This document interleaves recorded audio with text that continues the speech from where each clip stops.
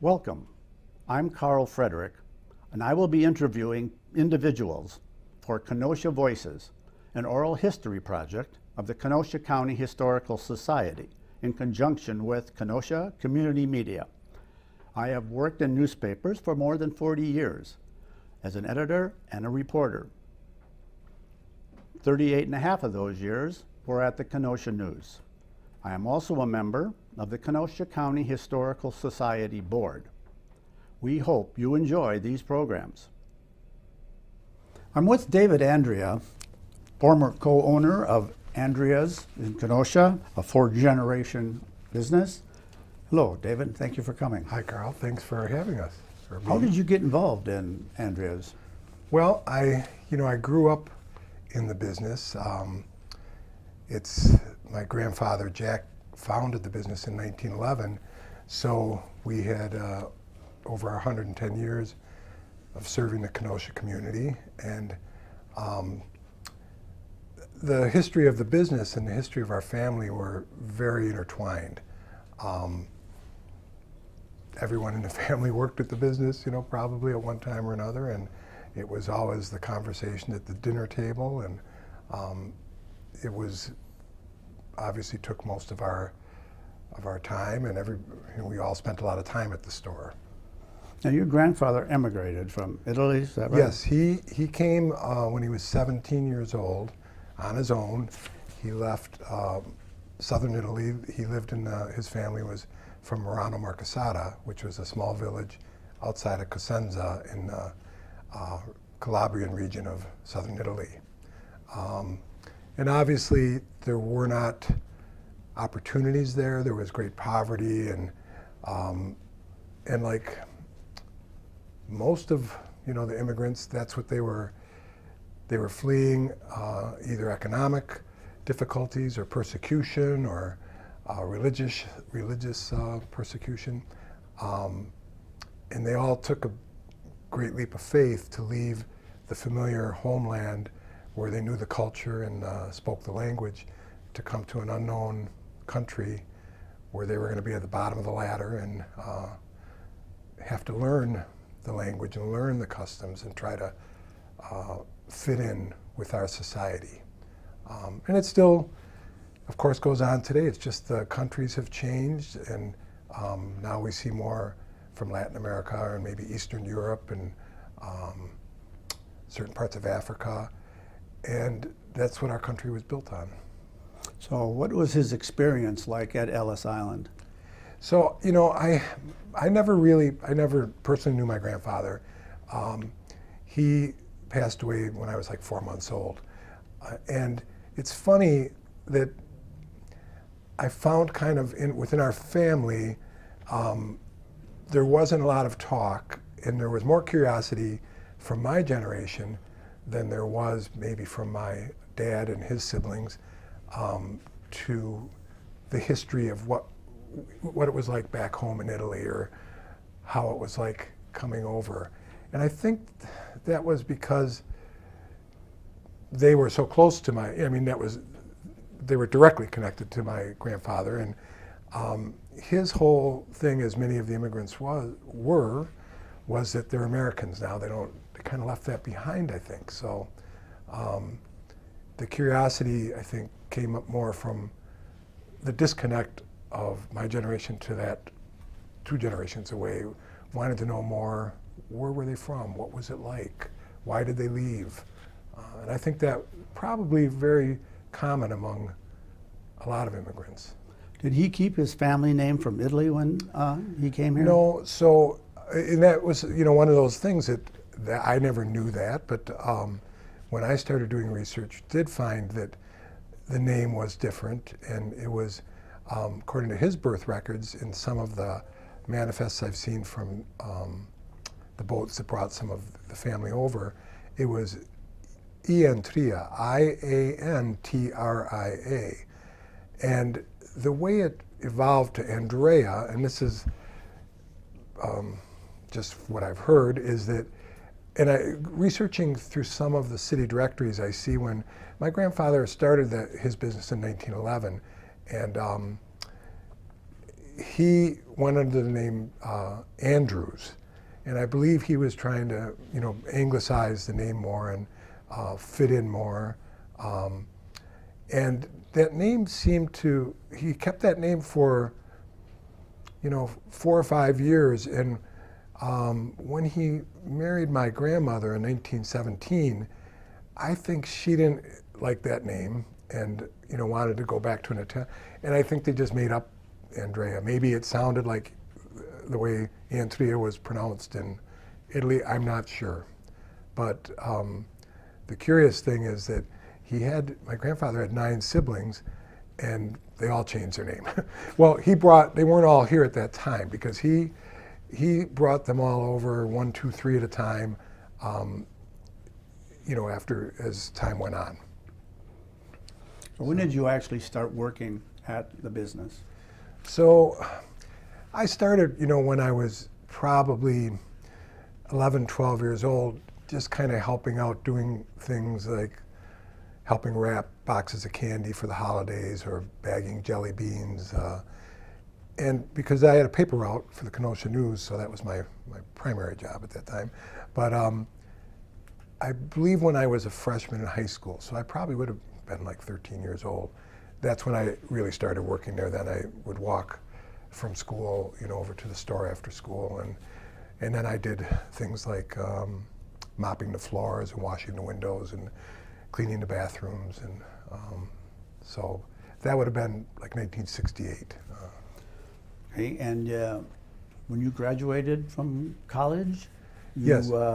Went back to the So business? Or no, so that when I got out of college, I took a job with a pipe tobacco and cigar company. We sold pipe tobacco and cigars, and I had made some contacts through that, and I worked for that company for 13 years, and it was a wonderful opportunity. It was a very good company, wonderful co-workers, and I lived in Cincinnati a year, Columbus, Ohio a year, and New York City for 5 years, and back to Chicago for a year, and then I moved back to Kenosha for my final few years with the company, because I was traveling a lot, so it didn't really matter where I lived.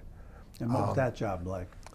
That was it really was an opportunity to see a lot, both to see a lot of businesses that were kind of in our industry also, so I got to pick up a lot of ideas and see how people did things, make a lot of contacts, but also it was an opportunity to travel around the country, and pretty much, I think, most of the states, I think maybe 6 states I didn't get to, and also had the opportunity to travel to England and Denmark a couple times. We had factories there, so that was a great opportunity. Then you returned to the family business when? So I came back in 1988, and my sister Jane and her husband Scott, who were, we were the co-owners of the store after we bought my mother and father and my Aunt Phil out. They had been buyers at Gimbel's department store in Milwaukee. And they had come back, my dad and mom the business was growing and it was doing well, and they needed help. And so Jane and Scott joined them in the early 80s, maybe 82, I think, or 83, and came back and started taking things over, as far as some of the buying responsibilities and the management responsibilities. And the business continued to grow, and they, for a while, were telling me, you should come back, we could use some more help. And so eventually I did in 1988. And since the business was up and running, what did you take on as a responsibility? So I was blessed with the opportunity my father was still very active, and so I got to work side by side with him, at his shoulder or whatever, and really learn even more. I observed him when I was in high school and in college, when I would come home and work at the store. But I got to really get more involved, and we would sit down and go over things together and do the ordering together and work on the ads together. And so that was really a blessing to have that education, and also then to transition for when my dad kind of was stepping back. And my sister, I think, had that same opportunity with my mother, my mom Ann. She, was a housewife or a stay-at-home mom because there were 8 of us. And but when we finally all were into high school, the youngest was in high school. She first she worked at Parkside, University of Wisconsin Parkside, and helped set the library up because that was her degree was in library science, and she really loved that. And she worked there a number of years and loved that job and helped build the library and catalog the books. And but then she came into help my dad at the store, and she was a natural. She was a great buyer and artistic and did the displays, and she and my dad would go to the gift shows, and she would select the lines to bring in. And then my sister Jane got to work alongside her, and Jane was already a very skilled buyer from Gimbel's, so then she took over the buying. And Was the business always in the same place? so a little timeline on how the business evolved. So my grandfather, he got here in 1905 to the Ellis Island, and I believe he lived in Chicago for a year, and then made his way to Kenosha. And because there were so many people from his village in Kenosha, I'm sure that's what brought him here. So many of the Italians families in our community can trace their roots back to the small villages outside of Cosenza. So he came up here in 1906, and then he worked at Vincent McCall, the bed spring factory. And in 1911, he had, that's when he started the business. It started out basically as a small business in a wooden piano crate that he had acquired, and he sold candy and fruit and chewing tobacco and cigars to the workers at the factory as they would come and go. And then he got a little storefront right there on 22nd, 56. But then eventually he moved to a small storefront he'd moved a couple times in between, always in that kind of uptown area there. And in 1913 he moved to the corner of 24th and 60th where we always have been since, but he was on the east side of 24th Avenue. There was a small store on the corner, and he bought the house next to it and lived in the house. And that house kind of became was the start of the landing spot for his siblings and eventually his parents. As he brought them over, they would live with him till they got on their feet and got a job and could find a place to live. And then they'd move on and he'd bring over, another one or two. But eventually he sold that house now, and I'm not sure what came first, if he sold the house or if the manufacturing concern wanted to acquire that land. But it eventually is where they built the big, I think it was 5 stories, L&A hosiery or full fashion hosiery, I think they sometimes called it, which we remember more as American Motors Engineering Building, because in my life that's pretty much what it was. So when he did sell that house, and I don't know that he owned the store next to it, he may have, but he bought the building across the street, which was a general store, Harry Crow General Store. And he didn't move there immediately. He must have still operated in that older one across the street, and he leased it back to the general store, to Mr. Crow. But then in 1923, he moved over there and established the business. And that was a much bigger building, so he rented out parts of it too. I remember as a kid, AAA, the Automobile Association of America, their office was in there, as was, I think there was a bakery, and then he also rented out a small spot to the Western Union Telegraph Company back, in the 20s. But he moved into the retail space, and then the family lived upstairs. And then that became the continued being the landing spot for for the other siblings and to get established.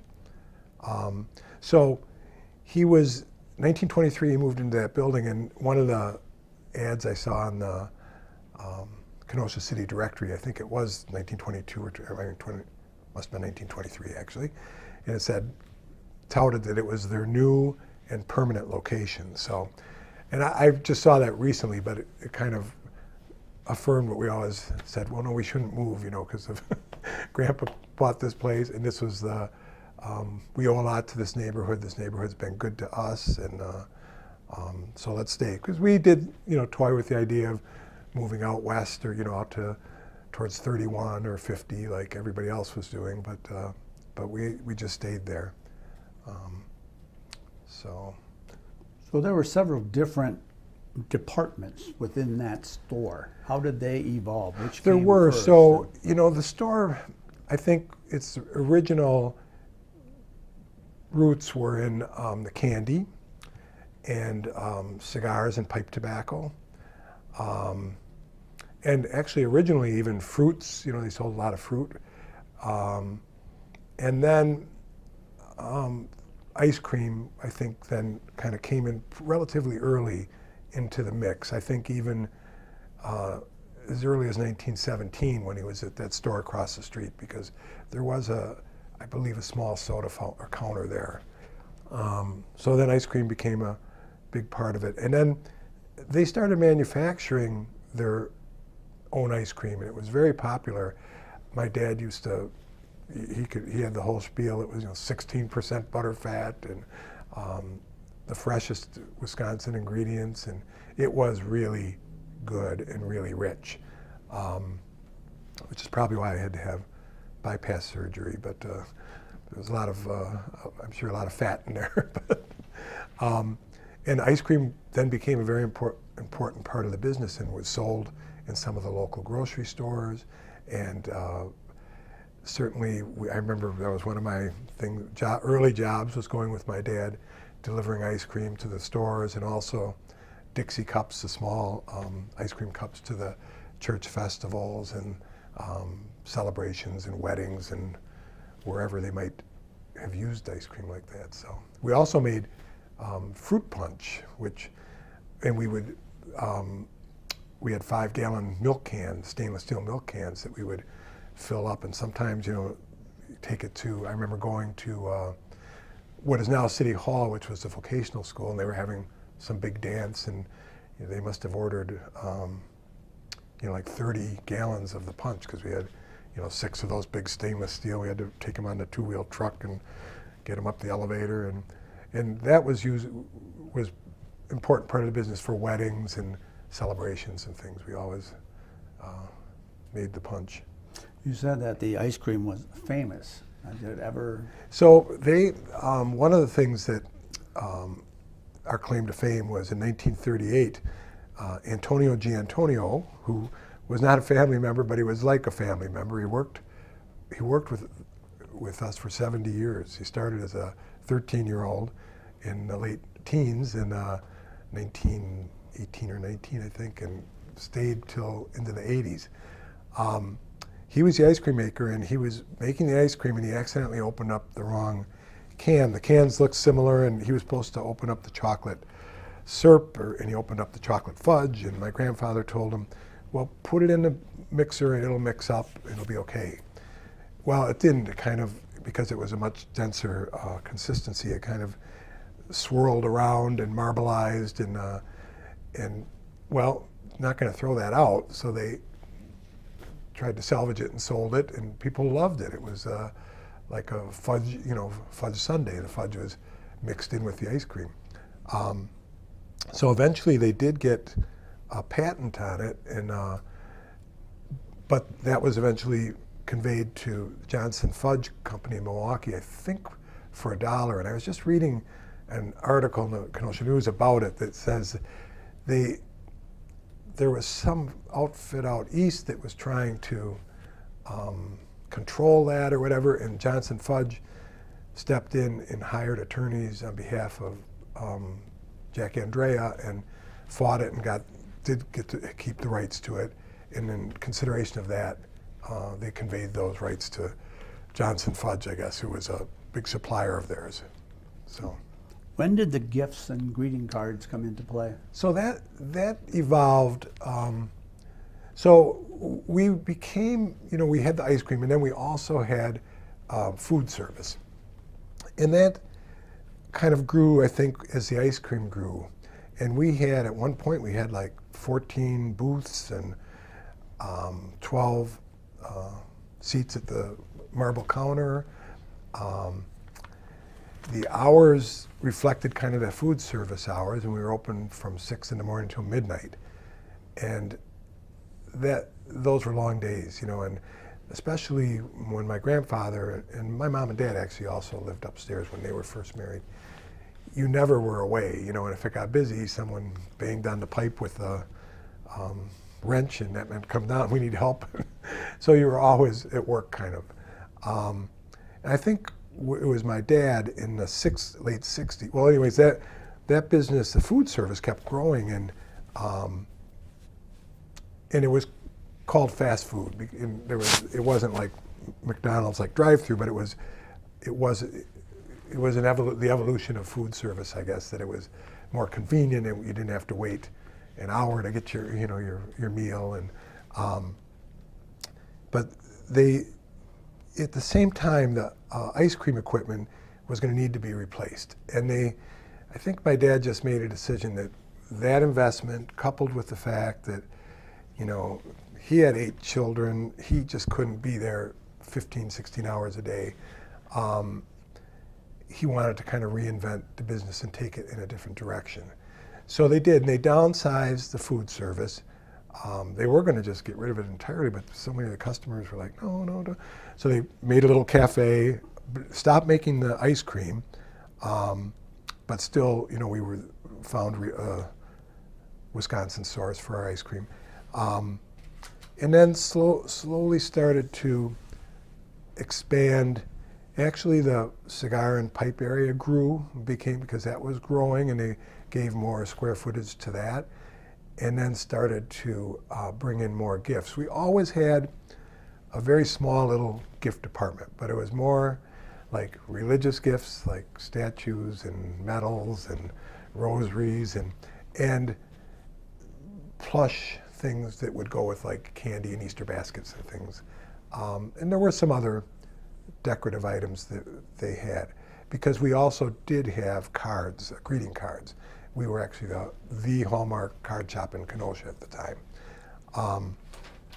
So the decision was made to, expand the cards and expand the gifts, shrink the food service, eliminate the ice cream manufacturing. And that happened in 1967, I believe, or 68.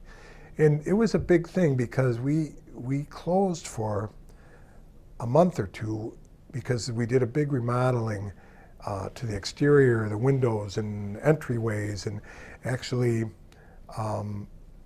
expanded the parking lot and put a door in the back. We didn't have an entry door in the back, which that back door eventually kind of became our front door because, of course, everybody parked in the parking lot, and that's how they came in. And very few people came in the front door, which is on 60th Street, except for our neighbors from Jockey or, maybe someone walking by. But that was just how retail in general had changed, where it was not a pedestrian type of business anymore. It was centered around automobiles, and you had to, cater, obviously make it convenient for people with their cars. So when we did reopen, though, it was kind of a slow going for a while because we didn't have the ice cream that people loved. We didn't have the same hours. So it was a little scary for a while, but over time, it started to build, and really, we became known for gifts. That was our main business then, eventually. So. Do you have any interesting stories about the food service that you had, or any other department? We were known for our soups. Everybody loved the homemade soups. They were all made from scratch, and we had wonderful, loyal customers.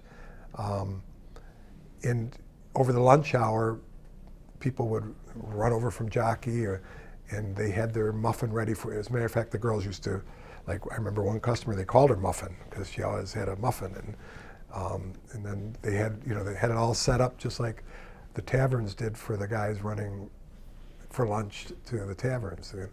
They knew what they wanted, and so did our girls. So, what was your clientele like?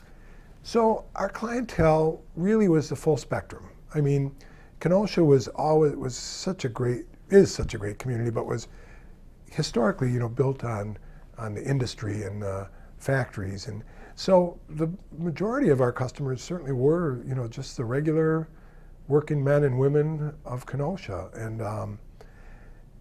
and they worked hard. And it reminds me of one thing like my grandfather did. This was maybe back in the 30s or probably the 30s. I saw ads. Don't forget, Valentine's Day is coming up, and this is an ad he put in January.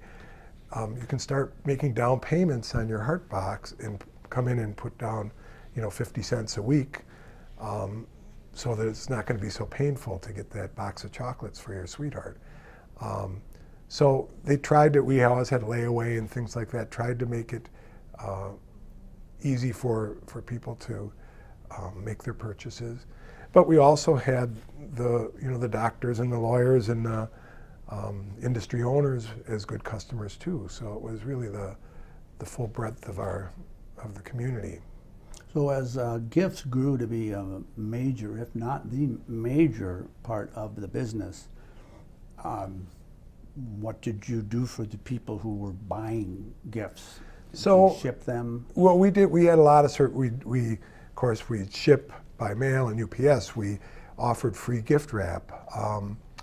We had the layaway plan. We, as far collectibles became a huge part of the business. That was in the 80s and 90s, 70s, 80s and 90s, and I mean just huge. And we made it easy for these people. We kept track of what their collections, and alerted them when new items were released in whatever they were collecting, and held the items for them until they could get in. And because we had customers from, northern Illinois and the Milwaukee area and Racine, obviously, and certainly all of Kenosha County. So gifts were the driver. But it was funny that all the departments were important. The pipe tobacco was huge in the 60s and 70s, especially after the Surgeon General's report in the early 60s. And everybody quit cigarettes and they wanted to take up a pipe. Oh my gosh, we sold pipes and pipe tobacco. That was huge. And then that kind of started declining in the 80s, and a slow decline, but steady, every year a little bit. And then all of a sudden cigars exploded, and that was in the mid 90s, or early 90s actually. And they just exploded, where our tobacco shop transformed from a pipe tobacco department to a cigar department. We had to build a big humidor, and that's, the market had shifted. And when you did start wrapping gifts, was that something that wasn't around by a lot of other places? Well, I think probably when we started, it may have actually been more common. But certainly in the more recent years, it was kind of unheard of. You couldn't even get a box, basically, hardly at the department store anymore, and you couldn't get it wrapped. And so it became, really unique and a value-added service in the more recent years. We also did engraving. My brother-in-law Scott was our engraver, and we engraved on metal and personalized items that were purchased at the store. And that was another pretty big service that people really took advantage of, and wanted to personalize something for the recipient. What was the relationship like between yourself as co-owner and your sister and the employees? It was really wonderful. First of all, I think I have to start with, the family. you always hear stories, how it can be difficult and working with family members, and we never had that. We were so blessed, we all loved working with each other. We meshed seamlessly. I don't know how, it just evolved. We all found our little niche within the business, and yet we helped each other with, whatever their niche was, and we always pitched in, but it worked beautifully and seamlessly. And we were really lucky that we got to work side by side with the previous generation. And my dad and I should step back. So my grandfather started it. Then he got married in 1917. And his wife, Teresa, she was a bookkeeper at Marshall Fields in Chicago. She was a Chicago girl, although her family was from Italy, and I'm imagining from the same region. That's something I have to dig deeper into. So she became the bookkeeper, and she did all the books for my grandpa and was really an important part of the business. And then my Aunt Phil, their eldest daughter, and my dad, they both joined when they got out of college, joined the business. And my Aunt Phil kind of assumed the bookkeeping part of it, and she also worked in the retail store. And my dad did buying and advertising, and that's what he got his training in at Northwestern. And actually my Aunt Phil, I think, was a math major at Marquette, so that all kind of fell into place. And they worked side by side, and they got to work with my grandma and my grandpa. And then my sister and myself, we were blessed to be able to work with my mom. So my mom then, the librarian, became our buyer, and she was incredibly talented. And my sister got, the opportunity to work with her, as I did, and my dad. So that was all, and then all my siblings, had to work there. Some not so happily, and others, but it was expected because that's how the business worked. You could keep your costs down if you had family members working there, and what you did have to pay them at least was going to the family. So. Did you employ people outside of your family? Yes, a lot, and we had the most incredible group of people over the years. I wish I knew how many, if it was 1,000 or if it was just in the hundreds, over the years that worked there. But so many of them stayed for so many years that we didn't have a lot of turnover. I'm looking at Bob Lichter, his daughter, Jody, worked for us while she was in high school and college. And just a wonderful human being and a wonderful girl, and her friend Jennifer too. And I mean, it was just, we had scores and scores of stories like that, of these high school girls who would come and then they stayed through college, and maybe they stayed even after college, and maybe they came back after they got married. We were blessed with incredible people. And it made it, not only were they talented and really good employees, but it made it such a joyful place to work, because they were all like family. We all got along and respected each other and enjoyed working with each other. So going to work was something to look forward to for me. I can't speak for all the employees, but when we still get together, and they do, they really seem to love seeing each other and getting together on a regular basis.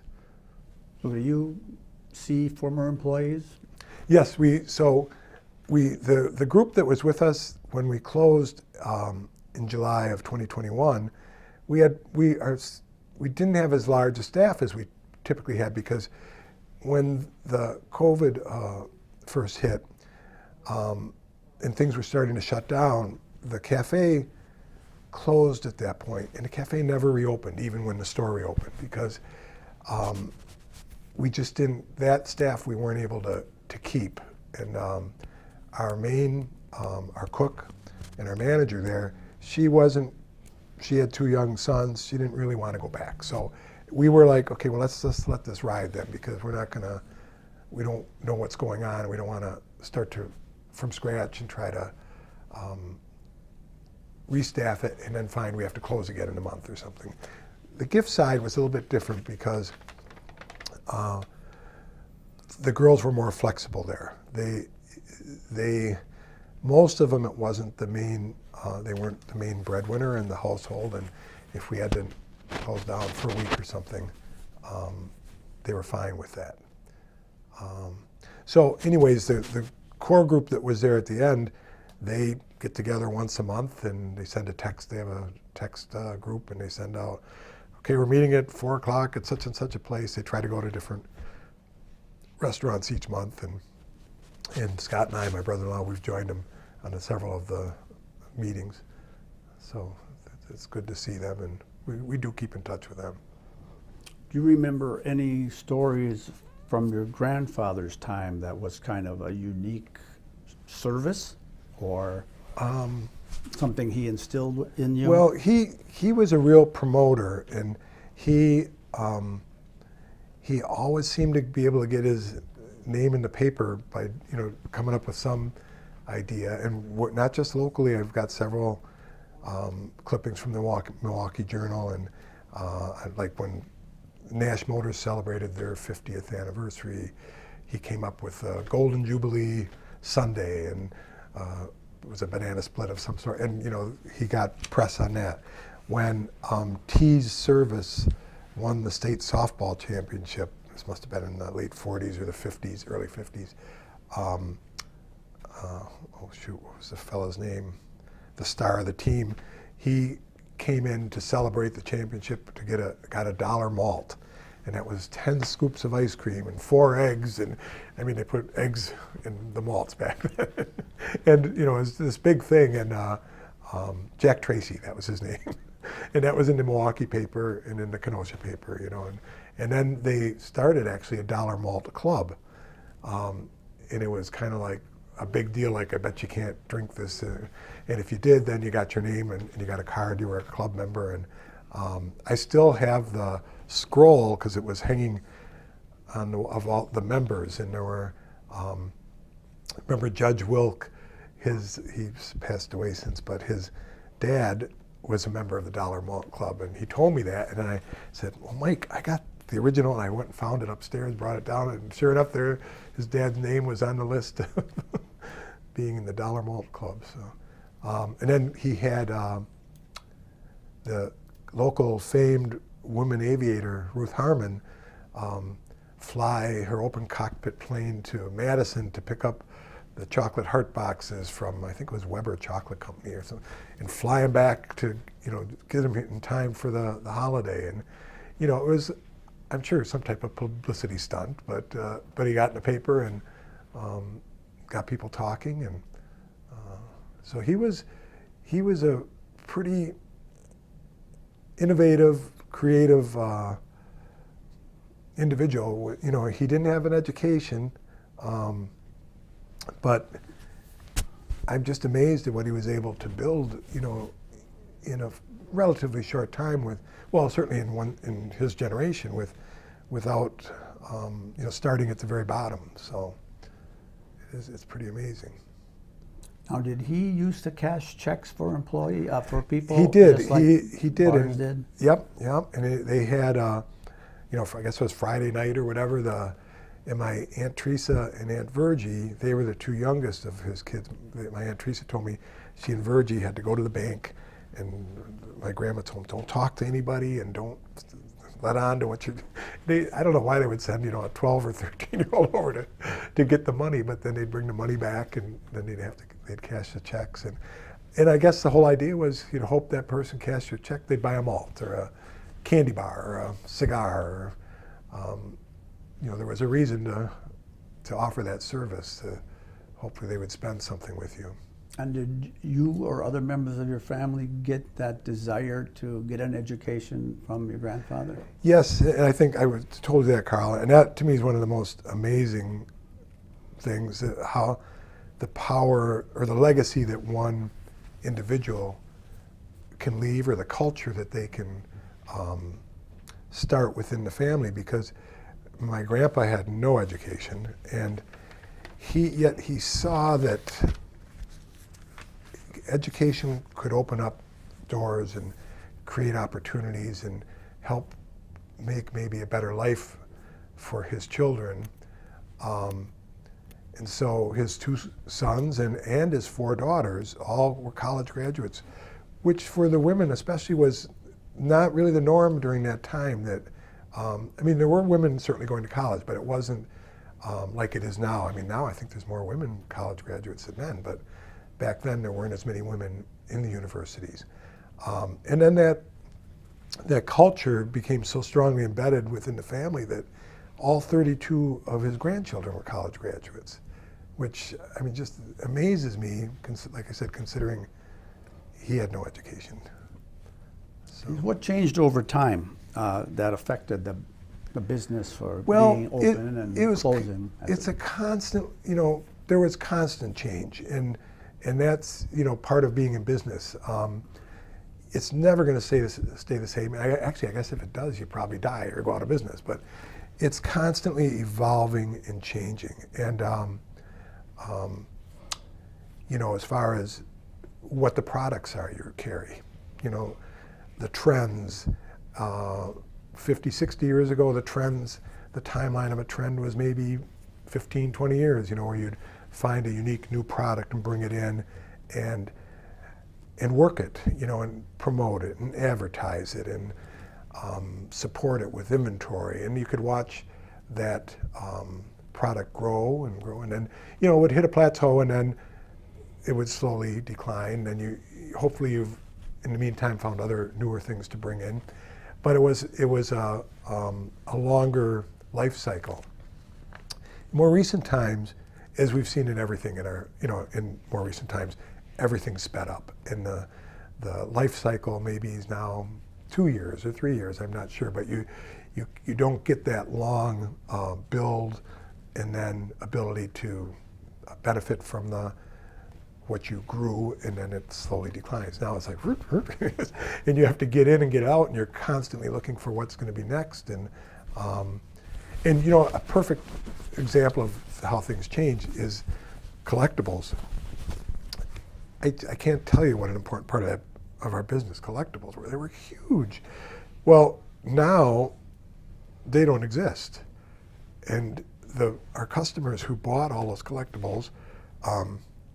Many of them would say, I'm getting 3 of each one because I'm going to give them to my kids, because if they'll want them, you know. And it's sad, the kids don't want them. You know, everything's changed, and the grandkids certainly don't want them. Now, that's going to change again. So if they keep them in the attic for a while or in the basement, there's going to be maybe the kids' kids are going to discover them and say, well, what are these? I've never seen these before. And then it'll be a whole new, you know, kind of eye-opening experience. But it's just, things change. And then, of course, in retail, the big boxes came along. Then the internet came along. So that all was profound change in the retail business. There's still a place, you know, for independent, local merchants, because you can be unique, you know, and you can offer services and develop relationships that, you know, it can't be done online or are harder to do online, certainly. So I think there'll always be a space for independent retail, but you have to be creative, and you have to find your niche. And it takes a lot of work, and that's okay. But there's more challenges maybe than there used to be. Did the Kenosha-inspired products be part of the collectibles, or were they? No, they were something different, and you know, that's also was a very, very important part of our business. And really, that goes back to my older sister, Mary Pat. She came up with those ideas in the mid-70s of creating hometown gifts that would pay homage to Kenosha and Wisconsin.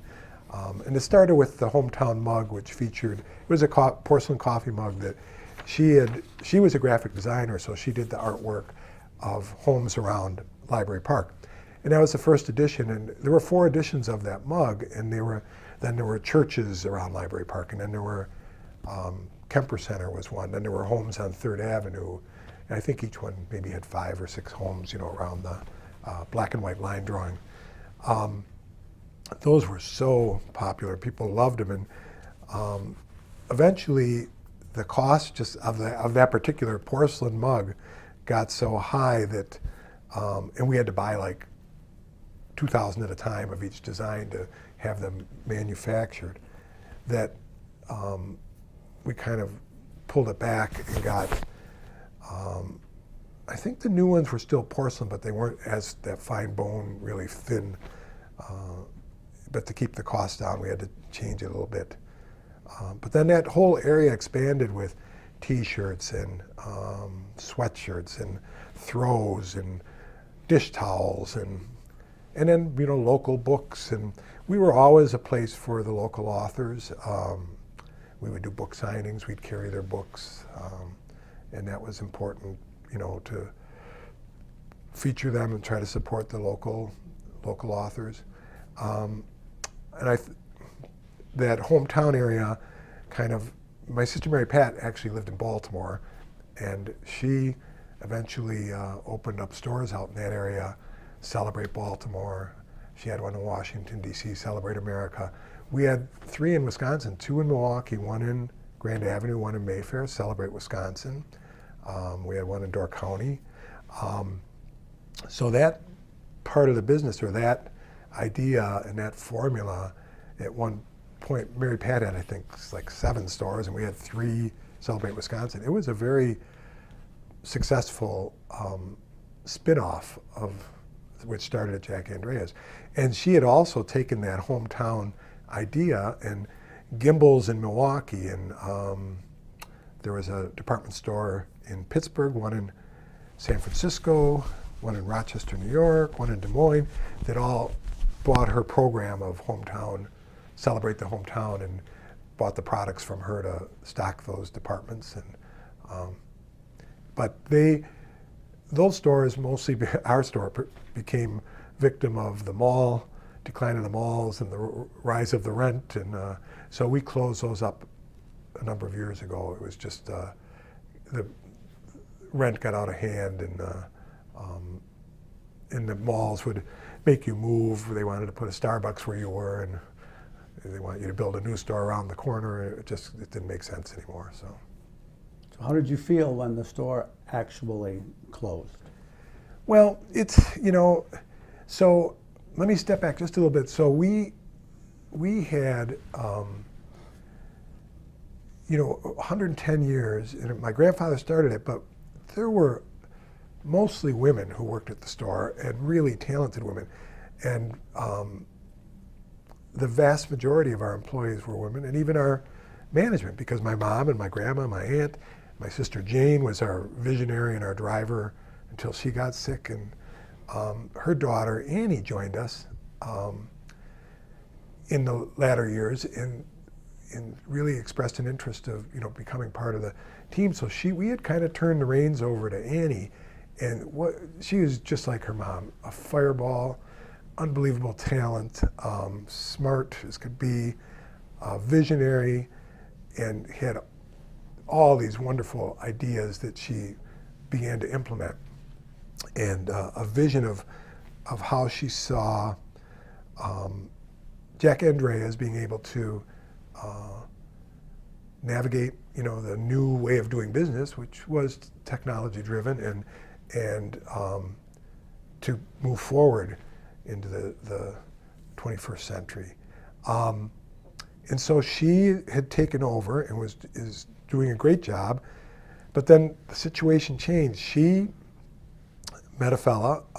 She went to school up in Minneapolis, and she was up at a wedding for one of her former classmates, and met a fella at the wedding, and he was from Minneapolis, and eventually they got married, but he had a business in Minneapolis.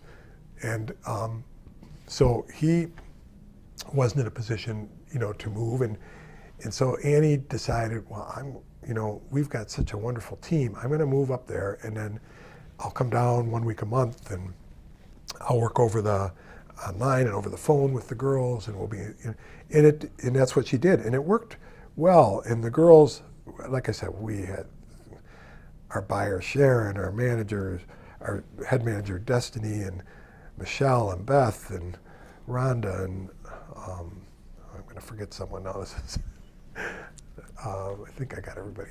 They were incredible. And but then Annie was expecting, and then they had a baby, and she's like, I can't. And then COVID, and she's like, I can't, come down. I can't, we can't do this. And so we kept soldiering on for a while, but it was decided. Scott and I had already kind of, well, Annie had even, had a timeline. You're out of here. I'm, you guys have done your time, and I'm taking over. And we were great with that. And we were at a point in our lives where we didn't want to go back and start doing the 60 hours a week. 20, 30, that's okay, but I don't want to get back to that. So we made the decision that, well, I guess this is. We didn't have anybody else behind us, that was able or in position to take over. So it was a very difficult decision because they're 110 years, and we didn't want it to be on our watch. But on one hand, we were like, well, we were here 40 years, we kept it going for pretty long. So it's not like we got it and we failed right away. So we were able to make peace with that, I think, and we made a decision to close. I guess the sadness is that the history doesn't keep going on. The history's there, and that'll always be there, but we don't keep building new history. I feel kind of bad that my grandkids won't have the opportunity to work there. My oldest granddaughter, when I told her we were closing, she said, I can't work there. She was kind of, I think, looking forward to being a waitress in the cafe. And so that made me feel bad. But overall, I think we're at peace with and feel grateful that we got to be part of this wonderful community for 110 years, to work with all these great people. We had the most incredible customers. They were like family. We knew so much about them. So many of them were multi-generational, third, fourth generation shopping with us. And it was really a meaningful place to work for me. It wasn't really a job. It was kind of it was so much more than that. So that I feel blessed, and I know I speak for my family, all my family members who have worked there. And my sisters, my sister Jane and my sister Mary Pat physically worked in their adult life in the store. But all my other sisters were also so helpful and did so much for us over the years, whether it was when they were home visiting, helping us organize an area or clean something out. Or so my sister Catherine and Susan and Caroline, and my sister Caroline did graphic design and advertising work for me because I wasn't talented in the graphics area. My sister Annie was one of our reps for one of our main vendors, Swarovski Crystal. She still works for Swarovski, and she would help us with everything. And my sister Susie was always there for us. She lives in Kenosha, and she would help out so much. So, it was a family operation for sure. It sounds like you're describing the best part of your job. It absolutely, Carl. It was. I don't know if I think it's normal, but maybe it's not. To can't wait to go into work in the morning. Go early. We don't open till 9 or 10, but I'll be there at 7. Because I want to start doing some of my thing. Attacking my list and letting the people in, and I loved the people I worked with. So. What was the worst part of your job there? Well, that's hard because there wasn't too many. There were a couple crabby customers or, hard customers, but so few, and there were frustrations sometimes with things that you couldn't, control.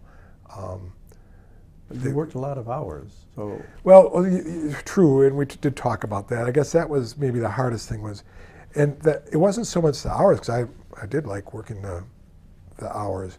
I mean, I didn't mind that, but it was, our business was really kind of based on holidays, whether it was Mother's Day and Father's Day or Christmas and Easter, and so those were the busiest times of the year, and some of my siblings lived out, and certainly my nieces and nephews lived out of town. They would come back for the holidays, and they'd be here for 3 or 4 or 5 days, but we didn't get to see them as much or spend the time with them that we'd like because we were working, and our hours were usually extended and expanded during those holidays, and everybody had to be there more hours because it's what it demanded. The business demanded it.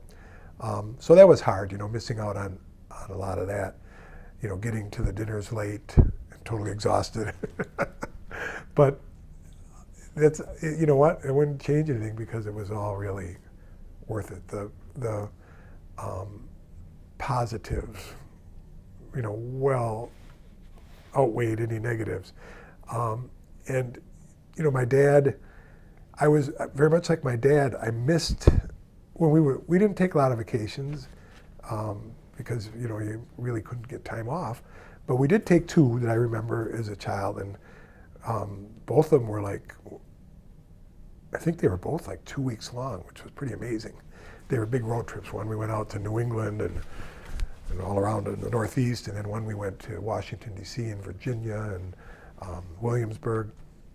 But on the way back, we couldn't go home. After you're gone 2 weeks, my dad always had to stop at the store on the way into town while we're all waiting out in the station waiting.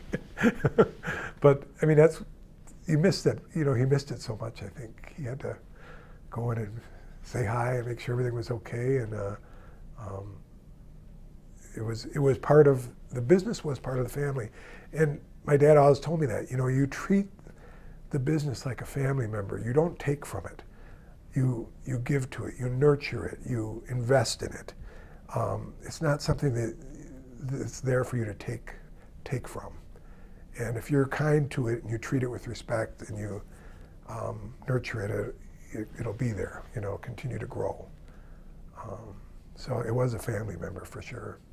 So it is a little bit like a death in the family sometimes. But the good news is that our neighbor for over 100 years, Jockey, and the Waller family, Deborah and her husband, they bought the property and the building, and they're working on renovating it. I'm so excited to see the new life they bring into it. It's my understanding that it's going to be a cafe and a gift shop and I think cigars. So I think it'll live, Jack Andrea will live on in some ways, not in our family, but in our spirit maybe, in a little bit different form. But I'm certainly excited to see that. And it may not be till the fall, is my understanding. I don't know for sure, but that's what they had something in the Kenosha News and they indicated that. So Thank you, David. Oh, thank you so much. We're so humbled to share our family story, and we're so grateful to be in this community.